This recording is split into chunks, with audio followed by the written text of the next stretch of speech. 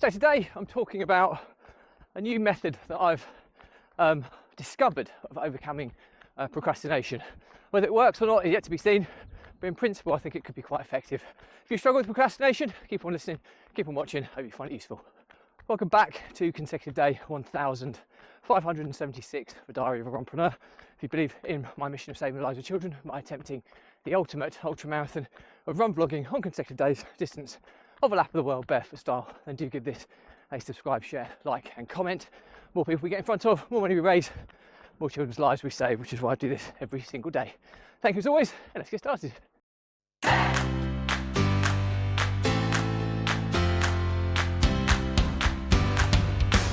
So, consecutive day 1576 of a Diary of a Runpreneur, and today's topic is about procrastination and a new technique I've discovered that potentially could help me overcome my ongoing issue with procrastination. Now, for those of you who won't realise, I suffer with ADHD, or I thrive with ADHD, however you want to look at it.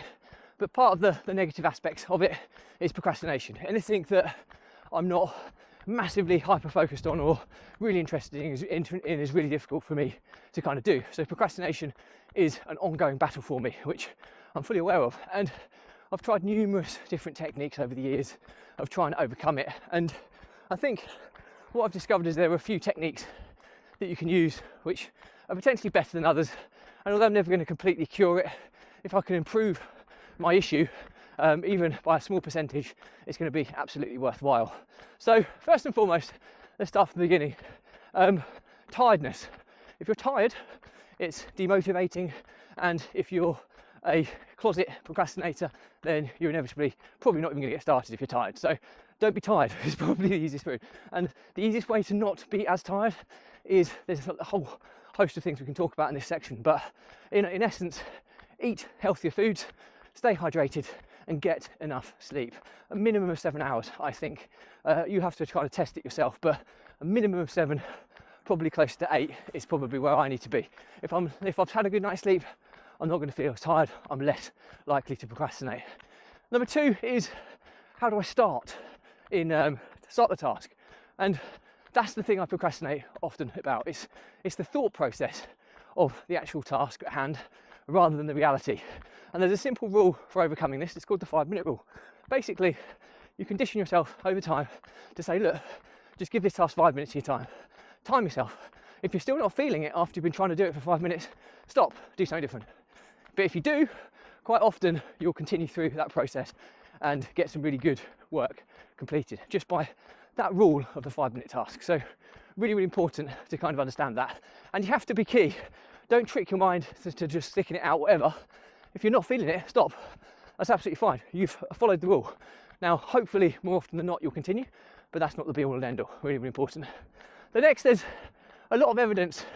Well, there was some scientific evidence conducted to state that the perfect amount of work to break ratio is 52 minutes of work to 17 minutes of break. Quite difficult for people to remember that. So I normally call it the 60-20.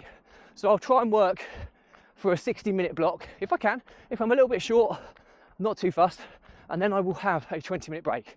And I'll do whatever I want in that 20-minute, and I'll keep doing that throughout the day, and then I'll still have my hour break at lunch as well. So having some structure around things, when you know that you're only ever going to have to do up to an hour of work at any given point in time, it's quite palatable. Use the 5-minute rule to get going, and if you finish at 40-45 minutes, not a problem. Still take your 20-minute break and then go again. It's a loose rule, but it's easy to remember 60-20 as opposed to 52-17. So that's the other one. And I think ultimately, if you follow that kind of process, you're always going to make more productive moves in your life. It's not perfect, and there's loads of other mechanisms you can kind of add into this as well. But with ADHD, I find structure, routine, rules really help me. And these are my rules that I'm following now. I go to bed by midnight so that I'm getting at least 7 hours of sleep. It helps me. I start something for 5 minutes. If I'm not feeling it, I'll stop. And if I get into a focused mode, I do it for an hour, I take 20 minutes off. And then if I'm struggling to start again, the 5-minute rule applies again. And you just keep rinse and repeat. And over the course of time, hopefully, you'll be more productive. So the learnings from my diary today are, if you're struggling with productivity, try adopting these steps. Number one is get a good night's sleep so you're not tired the next day. A minimum of 7 hours I would suggest, but you need to test this yourself to see what works for you. But if you're not tired during the day, less likely to procrastinate. Number two, to start the task at hand, use the 5-minute rule. Just do something for 5 minutes. And if you're not feeling it, stop and change it up, do something different. But if you are feeling it, continue. And more often than not, you'll find that you will continue because you'll get into a state of flow within those first 5 minutes. And it's always that process of getting started, which is often the challenge. Number three, follow the 60-20 rule. Now, research suggests that the perfect amount of work to break ratio is 52 minutes of work to 17 minutes of break. Now, it's easy to remember with 60-20. So I try and work for up to 60 minutes. Anything less, 50, 40, 45 is fine. And I'll always have a 20-minute break. And then I'll go again. I just find it breaks my day up, keeps things interesting, and then I'll use the 5-minute rule again to get started. So hopefully that helps. Questions or comments, drop me a line.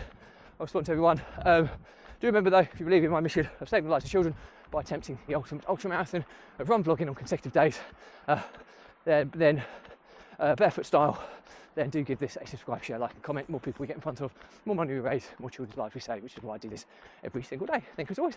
Stay positive, stay happy. I'll see you again tomorrow.